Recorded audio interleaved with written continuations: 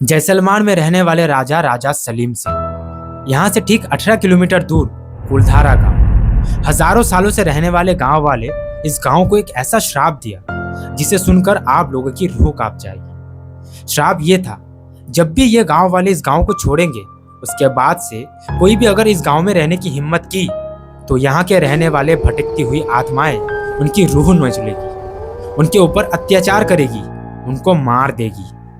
दोस्तों, आखिर ये राजा सलीम सिंह कौन है जिसके वजह से यहीं के रहने वाले गांव वालों को इस कुलधारा गांव को छोड़ना पड़ा, इस गांव को हमेशा के लिए शापित घोषित करना पड़ा। इस मिस्ट्री को सॉल्व करने के लिए और समझने के लिए इस वीडियो को अंत तक देखिए। गाइस, वीडियो शुरू होने से पहले अगर ये वीडियो आप लोगों को अच्छा लग रहा है तो प्लीज़ वीडियो को लाइक कीजिए, चैनल को सब्सक्राइब कीजिए। आपके सब्सक्राइब करने से, लाइक करने से मेरा मोटिवेशन बढ़ता है वीडियो बनाने के लिए। So please like and subscribe.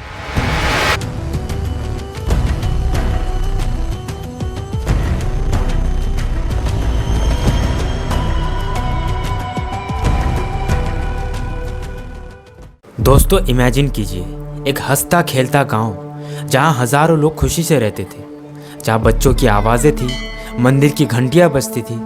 लेकिन एक ही रात में पूरा गांव खाली, पूरा सन्नाटा और एक भयानक श्राप जो 200 साल से यहाँ के पत्थरों में आज भी जिंदा है।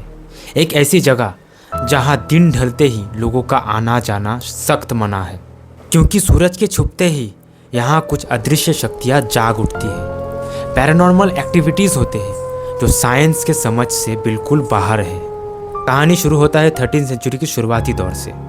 राजस्थान की जैसलमेर इलाका, इस सूखे इलाके में कुछ पालीवाल ब्राह्मण आके बसे थे। ये लोग बहुत ही मेहनती थे और आर्थिक रूप से सशक्त थे।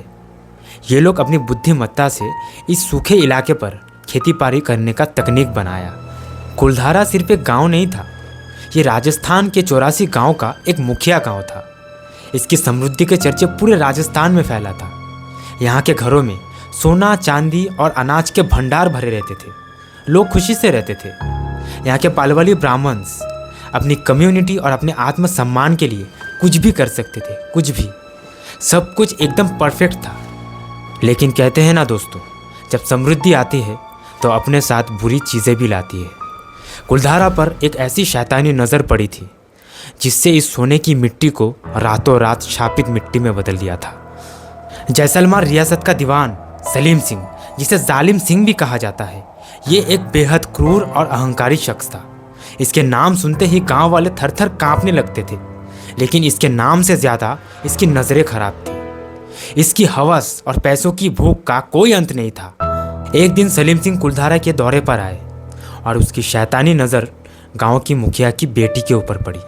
वो बेहद खूबसूरत थी। उसका ये रूप देखकर सलीम सिंह अपना आपा खो बैठा और तुरंत एक फरमान जारी किया कि मुखिया की बेटी के साथ उसकी शादी होगी। जब पालीवाली ब्राह्मण्स ने इस बात का विरोध किया तो सलीम सिंह का गुस्सा आसमान छूने लगा। उन्होंने धमकी दी कि अगर पूर्णिमा की रात तक उस लड़की को उसके हवाले नहीं किया गया तो वो कुलधारा में हमला कर देगा, सबको मार देगा और लगान इतना बढ़ा देगा कि उनकी आने वाले नस्लें भी पूरी तरह से गरीबी में जिएगी। वक्त रेत की तरह फिसल रही थी। एक तरफ बेटी की सम्मान थी और दूसरी तरफ मौत की धमकी।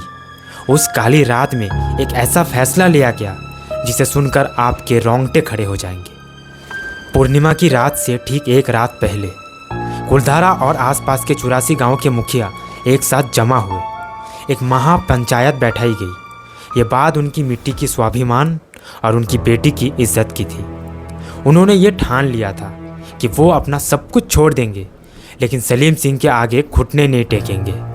उसी रात अंधेरे के साये में वो 84 गांव के लोग, लगभग 5000 इंसान, अपनी खेती, अपना घर, अपना खजाना, सब कुछ छोड़कर रातों रात उस गांव से निकल गए।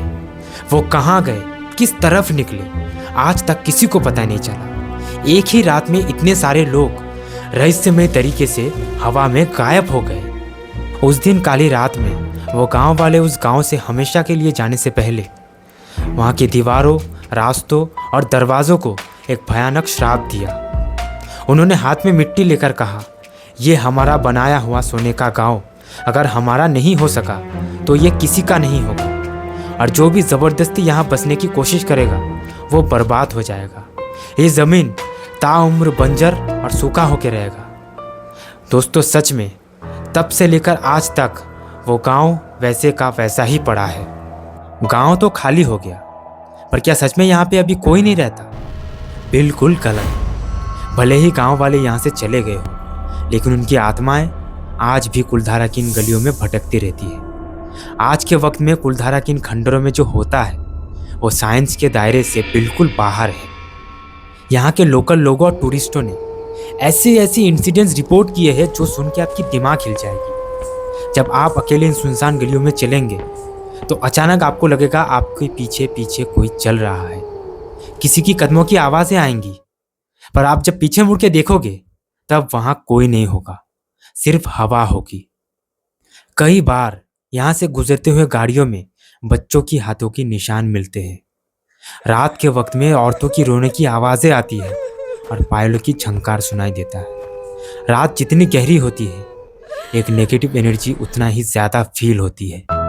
2013 में दिल्ली की पैरानॉर्मल सोसाइटी ऑफ इंडिया की एक टीम यहाँ कुलधारा पे इन्वेस्टिगेशन करने आए थे। लगभग 12 घंटे इन्वेस्टिगेशन करने के बाद उनके गैजेट्स, ईएमएफ मीटर्स और घोस्ट बॉक्सेस ने ये कंफर्म की कि यहाँ पे स्ट्रांगली पैरानॉर्मल एक्टिविटीज़ होते हैं। उनके रिकॉर्डर्स ने एक रिकॉर्ड भी की जो ये कह रही थी, यहाँ से चले जाओ। और तो और टीम ने यह भी माना कि यहाँ का आसपास का टेम्परेचर बहुत जल्दी गिर जाती है, ठंडा हो जाती है। यह कोई स्पिरिट का नज़दीक आने का एक बहुत बड़ा सिग्नल है। कुलधारा की मिट्टी में आज भी वही गुस्सा, वो दर्द और उन पालीवाल ब्राह्मण्स का श्राप समेटे हुए है।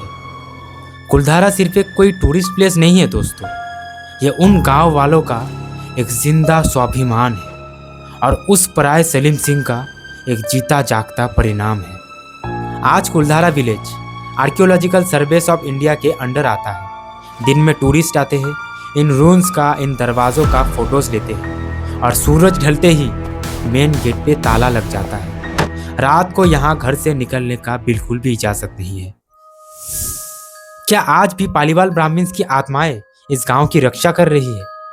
क्या आज भी वो लोग उस सलीम सिंह का इंतजार कर रहा है इस बार बदला लेने के लिए? कुलधारा का राज आज भी यहाँ की रहस्यमय दीवारों में कैद है। अगर आप कभी जैसलमेर में जाए तो इस गांव को घूमना, इस गांव को महसूस करना, पर हाँ, सूरज ढलने से पहले वहां से निकल आना। तो दोस्तों, आप सभी को अगर ये वीडियो देख के थोड़ा सा भी डर महसूस हुआ, उन गांव वालों का वो गांव छोड़ने की मजबूरी एहसास हुआ, तो वीडियो को लाइक कीजिए, चैनल को ज़रूर सब्सक्राइब कीजिए और कमेंट्स में बताइए ये वीडियो आपको कैसा लगा। और बहुत बहुत शुक्रिया ये वीडियो पूरा देखने के लिए। तब तक के लिए नए पैरानॉर्मल और मिस्ट्री वीडियोस के लिए इंतज़ार कीजिए। जय हिंद।